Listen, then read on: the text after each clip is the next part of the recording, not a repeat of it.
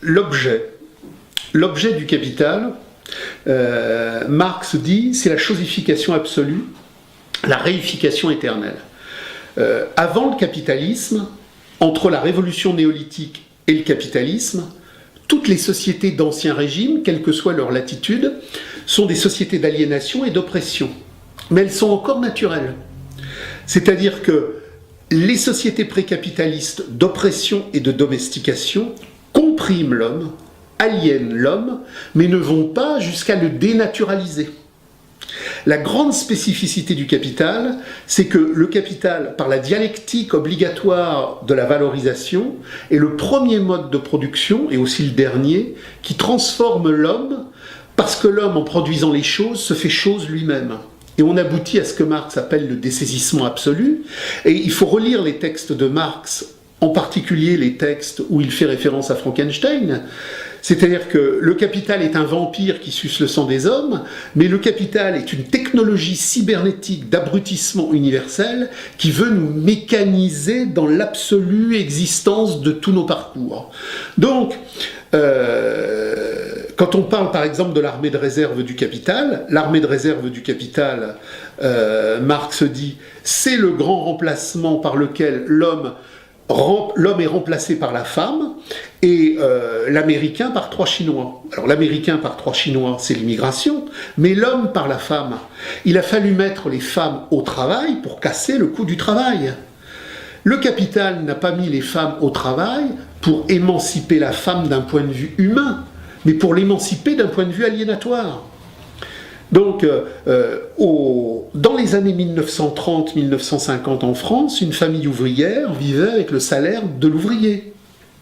Aujourd'hui, vous allez dans n'importe quelle région, s'il n'y a que le salaire de l'ouvrier, la famille est dans une misère totale. Il fallait donc 2 salaires. Mais il fallait donc 2 salaires à partir du moment où la naturalité fait que la femme porte un enfant.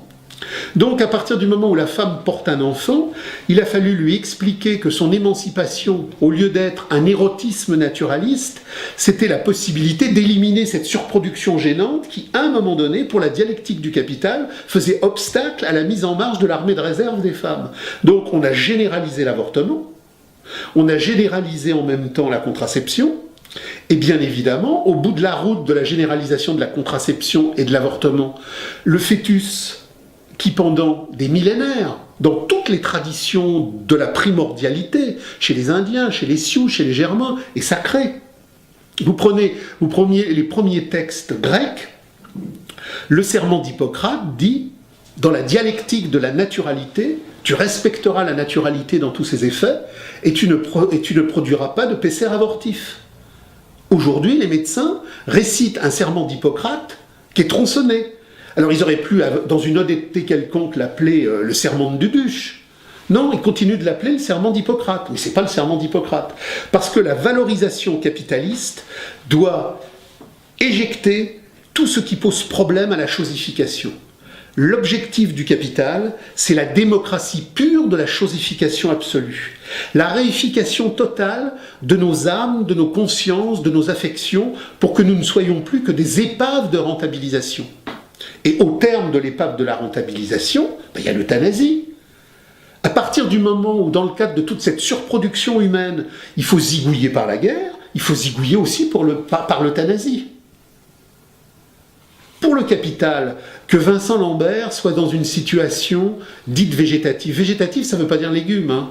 Que Vincent Lambert soit dans une situation où il l'est, c'est une situation improductive. Il doit donc être liquidé. Par contre, je m'intéresse énormément à l'archéologie et à la préhistoire. J'avais fait un texte il y a plusieurs années. On avait découvert dans une grotte du nord de l'Espagne, en faisant des fouilles, un groupe. Et ce groupe remontait à l'Albergensis. L'Albergensis, c'est une phase préhistorique qui doit correspondre à 35-40 000 avant Jésus-Christ.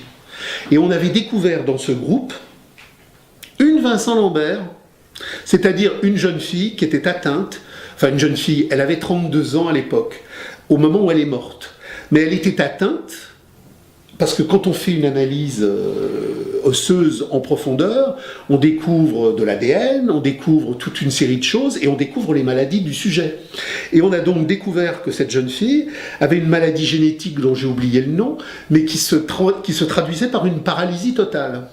Donc, à l'Albergensis, dans une communauté primordiale de l'être générique humain, des pauvres couillons qui ignoraient l'argent évidemment, et qui n'avaient pas de portable, cette jeune fille, qui était immobilisée comme Vincent Lambert, a été recueillie, choyée, alimentée, caressée, aimée.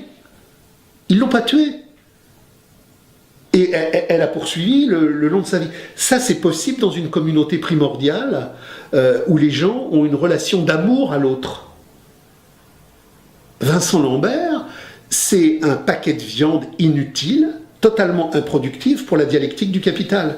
Mais c'est là où, si vous voulez, les gens qui se battent contre l'euthanasie, qui se battent contre la PMA, qui se battent contre la GPA, sur la base du « on ne peut pas laisser faire ça », mais sans le comprendre sur une base insurrectionnelle, radicale, n'ont rien compris. L'euthanasie sera généralisée.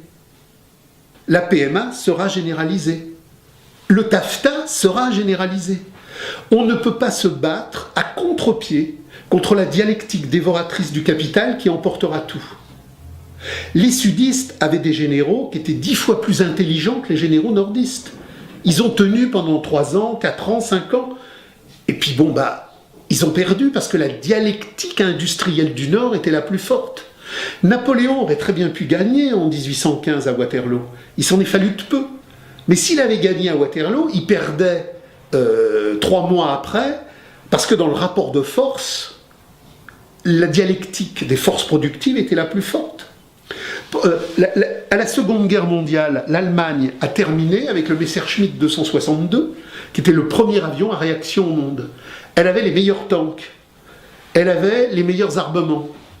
Mais la dialectique des forces productives mondiales, du pétrole américain et de la production américaine, sur les plages de Normandie, pour qu'un Sherman arrive à flinguer un Panther, il fallait au moins sacrifier 4 Sherman. Mais ils s'en foutaient. Il y avait 10 000 Sherman, 20 000 Sherman, 30 000 Sherman.